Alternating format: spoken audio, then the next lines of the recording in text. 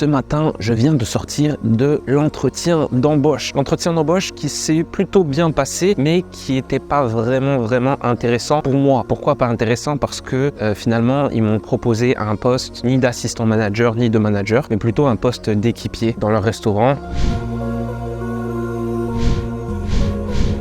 Après discussion, l'idée c'était que je passe la période d'essai chez eux et une fois que la période d'essai passée, si je faisais l'affaire, à ce moment-là, ils pouvaient me monter assistant. Mais voilà, après, tu sais comment ça se passe, le salariat, on te propose, on te met des étoiles et après, une fois que tu es dedans, tu galères et à chaque fois, il y a quelque chose qui va pas, à chaque fois, tu vois. Mais ça peut être une solution, c'est déjà mieux que rien. Après, voilà, ça reste quelque chose à 1300 net. Moi, personnellement, ça m'intéresse pas. Comme je leur ai dit, moi, j'ai plus 20 ans. J'ai une expérience dans laquelle je me suis formé en tant que, voilà, pour être au-dessus d'un simple équipier ou serveur. Donc, l'idée, c'était vraiment de pouvoir trouver un poste meilleur que ça. Donc, perso, je leur ai dit que ça m'intéressait pas trop, mais que par rapport au poste, c'est le poste qui m'intéressait pas et que ça restait à voir. Maintenant, voilà, j'ai un second entretien cet après-midi. Normalement, ça devrait bien se passer parce que j'ai déjà rencontré le patron. Et là, cet après-midi, je vais rencontrer les responsables du recrutement. Et donc, c'est eux qui vont me poser vraiment toutes les questions et c'est avec eux que je vais voir vraiment comment ça va se passer. Mais normalement, voilà, je pense que ça devrait le faire. Et en plus, je suis plus motivé à travailler pour le deuxième que pour le premier. Il y en a encore qui se posent des questions. Pourquoi, jour 8 du challenge, pourquoi je continue à chercher du travail? Parce qu'en principe, les gens qui font ce challenge de 0 à 10 000 €, voilà, ils mettent en place un projet et ils travaillent sur le projet et tout. En fait, moi, je voudrais faire un truc qui soit adapté à tout le monde. Un truc, en fait, où tout le monde pourrait mettre en place les actions que je mets en place. Et quand tu commences de 0, ça passe par chercher un travail. Parce que c'est la sécurité qui va te permettre, dans le temps libre qu'il te reste, de pouvoir mettre en place tes projets. Il y a ce que j'appelle le triangle d'or. Le triangle d'or, c'est quoi? C'est tout simplement 3 actifs, on va dire, qu'on a ou qu'on n'a pas dans la vie, mais dont on a besoin. L'argent, le temps et les compétences. Voilà, ces 3 aspects, j'appelle ça le triangle d'or. Pourquoi? Parce que si tu en as 2, tu peux avoir le 3e. Tout simplement, voilà, si tu as du temps et de l'argent, alors tu peux passer ton temps et utiliser ton argent pour gagner une compétence. Si tu as de l'argent et une compétence, alors avec cet argent et une compétence, tu peux payer quelqu'un pour tout simplement déléguer une tâche et gagner du temps. Et si tu as du temps et une compétence, donc tu n'as pas d'argent, alors tu vas passer ton temps dans cette compétence pour gagner de l'argent. Il se trouve que moi, ma compétence dans le domaine du salariat, c'est la restauration. Donc je vais donner de mon temps en échange de ma compétence et de mon temps pour de l'argent. Donc le salariat. Une fois que j'aurai de l'argent, cet argent, je vais l'investir pour gagner une nouvelle compétence et on va voir ensemble dans les prochains jours quelle compétence pourrait au mieux résoudre en fait mon problème pour que j'atteigne mon objectif. Et de cette compétence, on va pouvoir l'échanger contre de l'argent. Le but, c'est toujours d'échanger une compétence contre de l'argent. Après, voilà, il y a deux moyens. Soit tu trouves un patron et tu échanges ton temps et ta compétence contre de l'argent, soit tu trouves des clients et tu échanges ton temps et tes compétences contre de l'argent. Mais il n'y a que ces 2 choix dans la vie et moi je te conseille plutôt de choisir le 2e choix. Mais avant de choisir le 2e choix, voilà, on a pris la sécurité de prendre un patron à côté et après de se concentrer sur les clients. Bref, là l'idée maintenant ça va être d'aller manger et après manger j'ai mon second entretien, on se retrouve après l'entretien. Ok les gars, second entretien terminé, ça s'est plutôt bien passé, je rentre, je te fais le récap, mais j'ai beaucoup hésité à enregistrer, tu vois j'ai un petit micro, j'ai beaucoup hésité à enregistrer l'entretien, mais après je me suis dit ça serait pas trop moral parce que si je l'enregistre, mais le minimum c'est que je lui dise que je l'enregistre pour pas que je l'enregistre sans qu'il le sache. Le problème c'est que si je lui demande, mais du coup ça va faire bizarre et j'ai peur du coup que ça impacte sur mon entretien et du coup donc j'ai pas enregistré tout simplement. Mais on rentre à la maison là et je te fais le récapitulatif de ce qui s'est passé. Ok super, j'ai pris un coin, on va pouvoir se poser et faire le recap de cet entretien. Donc pour ce jour 8, j'ai fait donc ce 2e entretien cet après-midi et ça s'est plutôt bien passé. Donc j'étais face à 2 personnes. Ces 2 personnes, elles étaient voilà, chargées du recrutement et elles étaient en fait experts dans le domaine de la restauration. Donc ils m'ont posé plein de questions pour le poste de manager cette fois. Ils m'ont posé plein de questions sur qu'est-ce qu'un bon manager, qu'est-ce que le manager doit faire, si tu dois gérer une équipe de 16 personnes, par quoi tu commences, quelles sont les étapes que tu vas mettre en place, bref, etc. etc. Et ça s'est plutôt bien passé jusqu'au moment où il m'a demandé quelle est ma prétention salariale. Alors ça, tu vois, grosse question piège. Donc j'ai dit voilà, moi je voulais pas tout de suite révéler une somme parce que si la somme que je révèle elle est plus petite que celle que lui comptait me payer, du coup, je me pénalise. En revanche, si je dis une somme trop forte, et à ce moment-là, ça va peut-être le refroidir, tu vois. Donc, sachant que moi, la dernière fois que j'ai signé un CDI, c'était en 2018. Donc, entre-temps, j'étais sur mes projets, donc je savais pas trop quoi dire. Donc, je lui ai dit quoi? J'ai retourné la question. J'ai dit, mais vous, c'est vous, combien est-ce que vous comptez me payer? Quelle est votre grille tarifaire, tu vois? Et là, il m'a dit, bon, ils ont rigolé, on a rigolé. Et puis là, ils ont dit, on te montre la grille tarifaire, mais après que tu nous aies dit, toi, ta prétention salariale pour voir à peu près où est-ce que tu en es. Du coup, j'ai dit quoi? J'ai dit, pour moi, c'est 2000 € net. Alors, pourquoi j'ai dit 2000 € net? J'ai dit 2000 € net parce que j'ai dit par rapport à mon ancien travail en 2018, voilà, je leur ai dit que je touchais 2000 € dans mon ancien travail pour un 39 heures. Alors la réalité, j'ai un peu exagéré. La réalité, c'est que pour un 39 heures, j'étais plutôt vers 1009. Mais je me suis dit, depuis 2018 à maintenant, je me suis dit, il y a dû avoir une revalorisation des salaires. Donc, je peux arrondir, tu vois, mais j'étais plus vers 1009 que vers 2000. Et je leur ai dit, c'était pour un 39 heures. Eux, ce qu'ils me proposaient, c'était un 35. Donc, je leur ai dit, voilà, moi, je prenais 2000.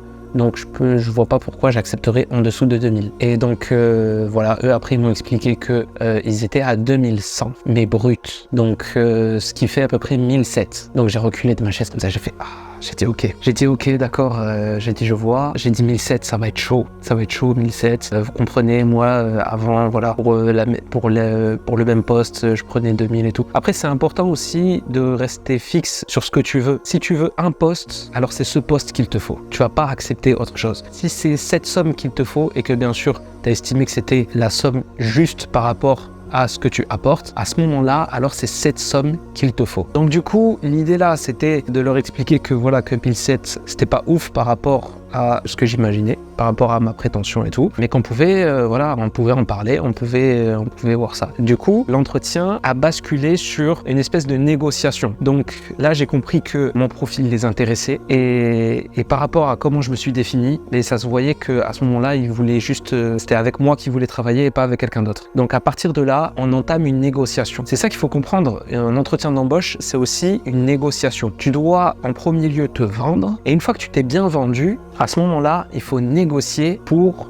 revaloriser en fait ta propre valeur. Donc du coup, ils m'ont dit que voilà, eux ils étaient plutôt vers 1007 net, mais que à l'avenir, il y allait avoir bien sûr des primes et que ces primes pouvaient compléter les 300 qui manquent si je venais à valider les objectifs. Puis ensuite, il y a eu tout ce storytelling autour de voilà, l'entreprise, c'est une entreprise qui a une grande ambition de devenir une chaîne. Si plus tard elle devient une chaîne, à ce moment-là, toi, tu vas pouvoir monter dans la hiérarchie, peut-être devenir directeur d'un des magasins, etc. Et en fait, comme j'ai bien aimé le concept et que moi-même, j'ai trouvé que c'était super intéressant, en fait, comme concept, et que, tu sais, j'ai cet œil de l'entrepreneur qui voit si un projet va bien marcher ou si ça va être un flop. Et là, ce projet, j'ai vraiment l'impression que ça va être quelque chose qui va bien fonctionner à l'avenir, tu vois. En plus, j'ai rencontré le patron, j'ai vu que c'était quelqu'un d'ambitieux et quelqu'un vraiment qui avait une vision. Il a cette vision, tu vois. Et donc, je leur ai dit que j'étais OK. Je leur dis ok, il n'y a pas de souci, je prends 1007 et à l'avenir on verra pour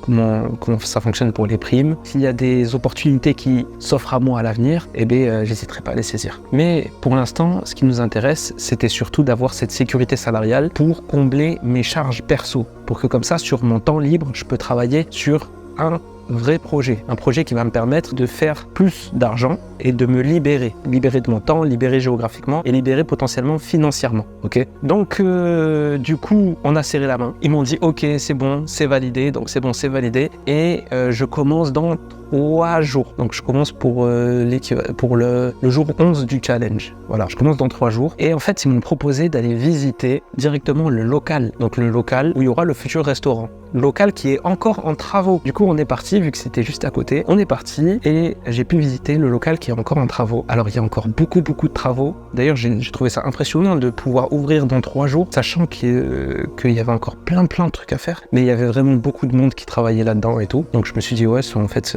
si les gars qui travaillent là-dedans estiment que dans 3 jours c'est terminé, alors c'est que c'est bon, tu vois. Et du coup, j'ai trouvé ça cool qu'ils m'ont fait visiter un petit peu les lieux pour que je puisse me projeter un petit peu. Donc voilà, j'ai trouvé ça. Finalement, j'ai accepté pour les 1007. Je trouvais que c'était plutôt cool comme proposition. Je trouvais que c'était plutôt juste. Je trouve que c'est une proposition assez juste. Et aussi, il s'appuie sur ce qu'on appelle la convention collective. C'est une espèce de convention qui décrit vraiment les règles dans le monde de la restauration, par exemple, et les règles aussi pour tout ce qui est grille tarifaire. Donc, je trouvais que c'était plutôt juste. Et en plus, c'est à côté de chez moi. J'en ai pour 1 minute en voiture. Je gaspille pas d'essence. Je me prends pas les bouchons. Je perds pas d'énergie bêtement. Je mange là-bas. Donc, quand je travaille, je mange là-bas. Donc, je me suis dit, en fait, ça fait des économies aussi par rapport aux courses, mes courses personnelles. Donc, je me suis dit, en fait, 1007, c'est très bien 1007 net. C'est très bien, sachant que j'ai à peu près 1004 de charge, on en avait parlé les premiers jours du challenge. Donc j'ai trouvé ça cool et je me suis dit, écoute, sur 35 heures, il va me rester le reste du temps pour le passer avec ma fille et sur les projets futurs. Donc ça, on verra ensemble dans les prochains jours. Et d'ailleurs, abonne-toi si c'est pas déjà fait, parce que les prochains jours, c'est là où on va commencer à mettre en place le plan pour mettre en place un vrai projet solide qui va durer sur le long terme. Pas un truc de dropshipper sur les semaines à venir, là, juste sur 2-3 semaines. Le but, c'est de construire quelque chose de solide, de très fort pour le long terme, pour que ça tienne sur plusieurs années, pour qu'il y ait derrière une équipe qui gère ça, parce que c'est possible. Si c'est possible, alors il faut le faire. Donc, je te remercie d'avoir suivi cette vidéo jusqu'ici. On se retrouve demain pour la journée 9 du challenge. Donc aujourd'hui, c'est bon, c'est validé. J'ai trouvé un taf. Ça, c'est validé. On peut passer à autre chose. Donc demain pour la journée 9 du challenge, on va voir comment faire des sous ailleurs, dans son temps libre, à l'extérieur, voilà, du salariat qu'on a validé. On va profiter des jours là, 9 et 10, les 2 jours qui me restent, parce que le jour 11, c'est le premier jour de taf. Donc il ne reste plus que 3 jours, il y a aujourd'hui, le jour 9 et le jour 10. Il ne reste plus que 3 jours avant de commencer le taf. Donc on va profiter sur ces 2 jours-là pour mettre en place vraiment un plan pour faire grappiller des sous à droite à gauche. Ok ? À demain.